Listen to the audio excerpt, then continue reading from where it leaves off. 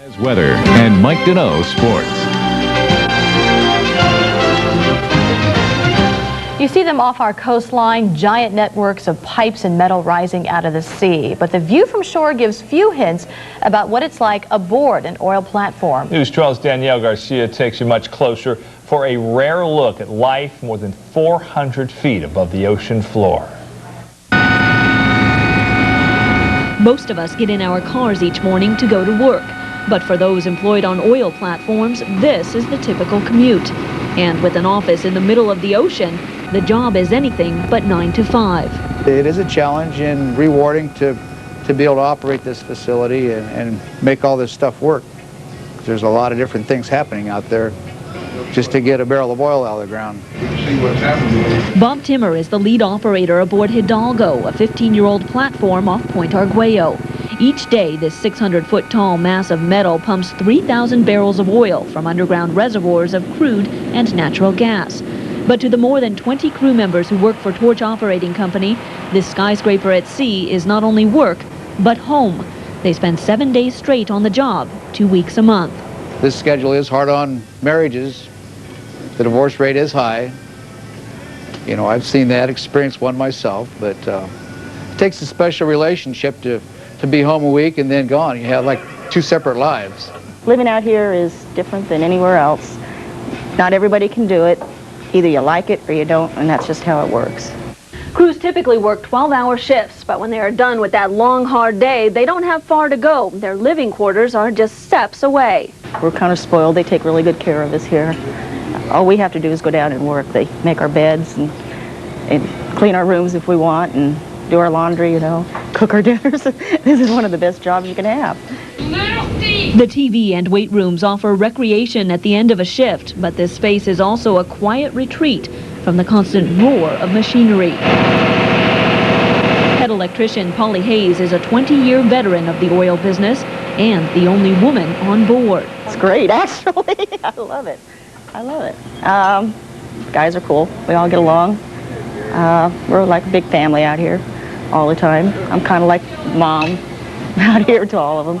In fact, Polly's real son also works on the platform, but related or not, they all share a tight bond, saying teamwork is a necessity.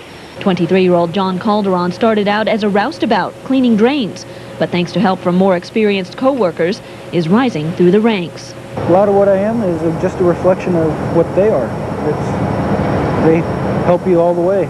You've got a group of people who are very dedicated to their jobs, to their facility, to each other. And that makes it really unique. We're in an environment where we can't make mistakes. And we rely on one another in that way to keep that from happening. There are risks, such as encountering H2S gas, a highly poisonous byproduct of oil production. It's a fact of life. I'm safer out here than when I drive to and from work. Much safer. We have the potential to have a huge problem, but that's why we're surrounded by the professionals that we're surrounded by, so that we don't have that problem. Every system has a backup. There are hundreds of safety devices on board, and the crews constantly drill, all to make sure there are no threats to workers or the environment. The platform automatically shuts down if the sensors pick up anything out of the ordinary.